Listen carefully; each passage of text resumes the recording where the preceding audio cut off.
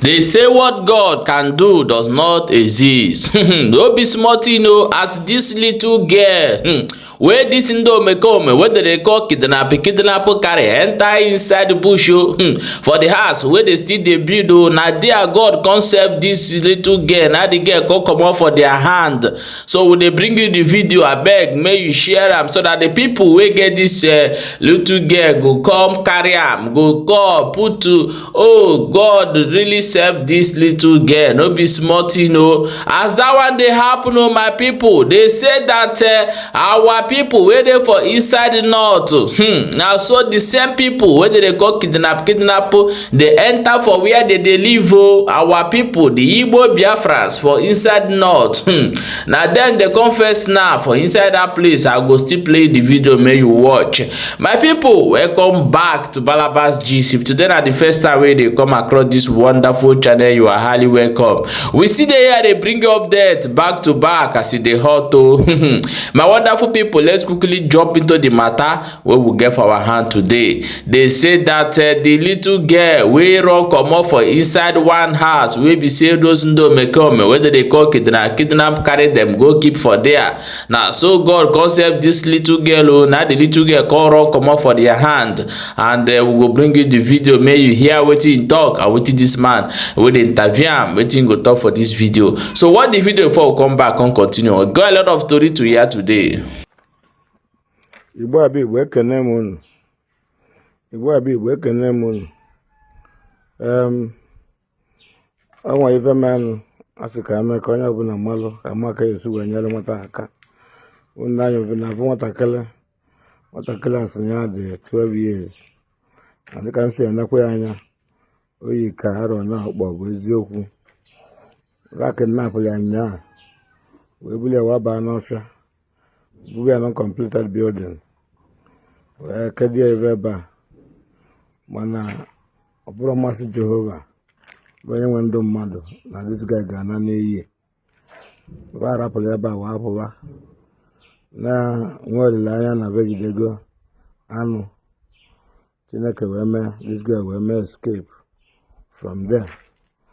Wee apụta n'oge mgbede ka njesiri batazia vụ na be m, ụmụaka na-ajụ ajụjụ, nwa jụbazi anya wee kọba ịkọ ndị a. Ọ sị na abịa bụ Chidimma eze ugwu, nne ya bụ onye Nsụka side Ubelafọ na Nsụka, onye side yes ndị Ubelafọ Nsụka. Ọ sị na ndị side akpọ ọga Ubelafọ Nsụka. Ọ sị na nne ya bụ onye ụmụ mbo, nne ya bụ Ifeọma emere m gịnị onye Iboji na ụmụ mbo ụdị o ji wee dị. And ọ sị na aba nwanne papa ya bụ Chimụanya, nwata nwaanyị ka bụ nwa agbọghọ Chimụanya. And nwanne mama ya bụkwa Chioma, nwanne mama ya bụ Chioma. Ebe va bi before gbawa akwapụ bụ na nna kedu ebe a sị bi before nọmba gịnị ka ebe sị bi before. Kwụsị ike, na-ekwusi ike.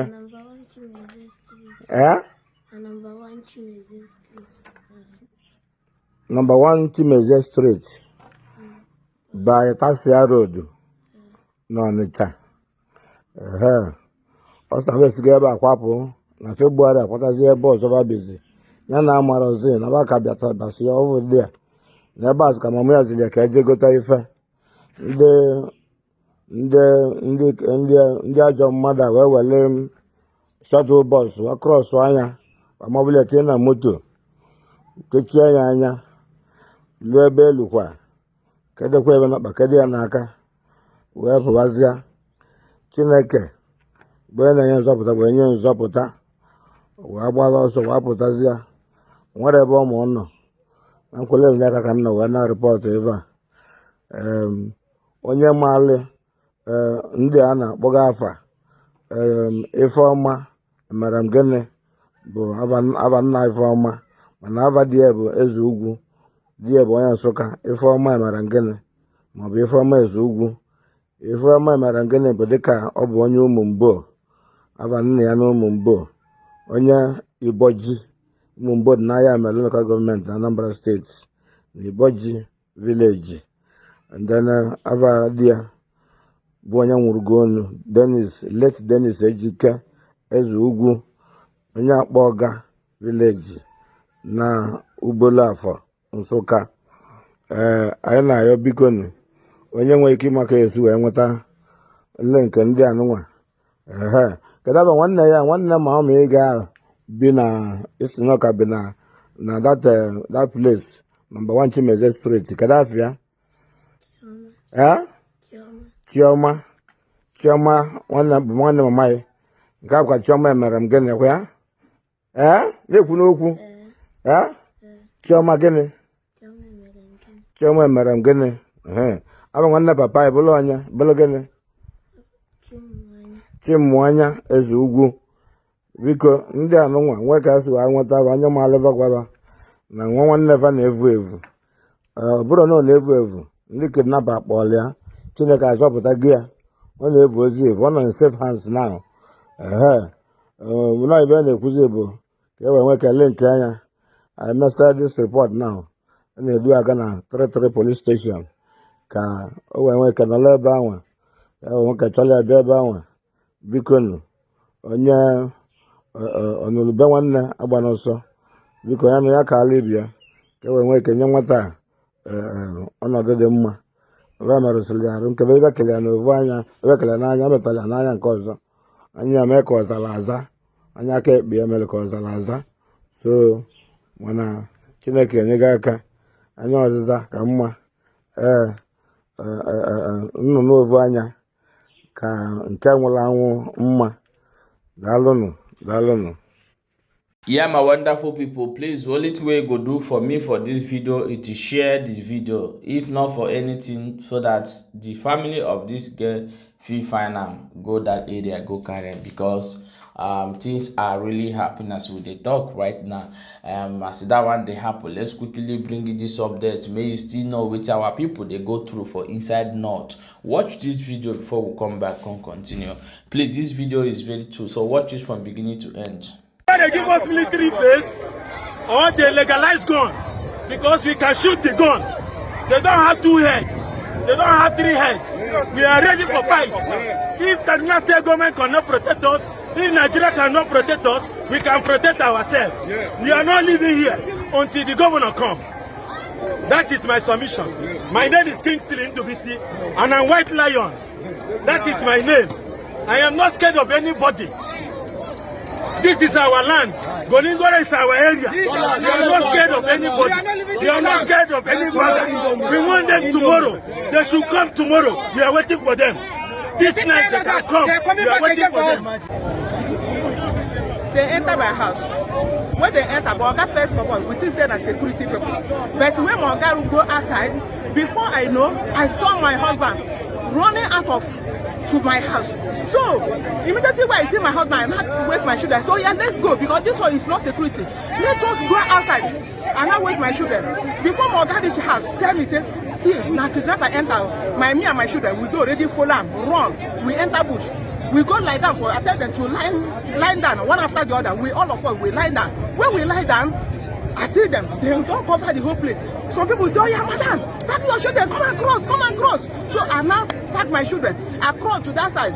As we begin to run, I know where slipper. My children, they know where cloth. So something shoot me for my leg. I said, let me come out that something that shoot me. Before I know see my children again. Everybody disappear. I don't see where they put them. They run. Me, my run follow one side. As we they run together. Now, where one people see me say, madam, what happened? I just explain. They say, oh yeah, make I enter their house. I say, I beg, I don't see my children more. I can't follow now without to see my children. Let me go and see my children. They say, no, make I follow them. Now, so I follow them, go for their house. But as I there for their house, I don't get rest of mind because my children, I don't see them. Now, so after these people, they stay for that street shooting gun, and so they mention their name. They mention their name. Say, oh yeah, you say people know they for this house. The other one go say people they. Make una enter, and so they enjoy the shoot. Before I go, I don't know what they happen again for that street. So that later where this thing happen finish, we now come back. Come see my front window. They break everything. They enter, pack my 2 phones, pack my daughter home, pack the money where I keep, scatter, turn my clothes upside down as if they know my house very well. Don't share. Even my push share for parlor, they turn and take it. That person hide for back of the wheelchair. They scatter the whole thing. Now so I see myself this morning. Now so I see myself this morning. May government come and help us. May them come and help us for this kind of solution. May them bring new solution for us because we don't do bad.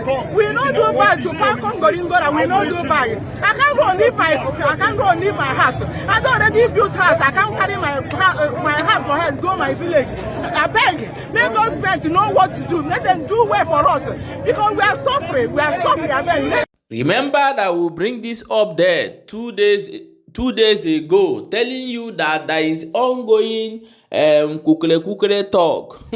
How they want to come by Ndi Igbo waiting for Nørth in the name of say na bandit na come. We'll talk for this platform. Go back and check our video. And today it don't happen. So my people, please share this video because our people see what this woman talk. Say in don't build house, in no get anywhere to go. Now be our problem of Ndi Igbo.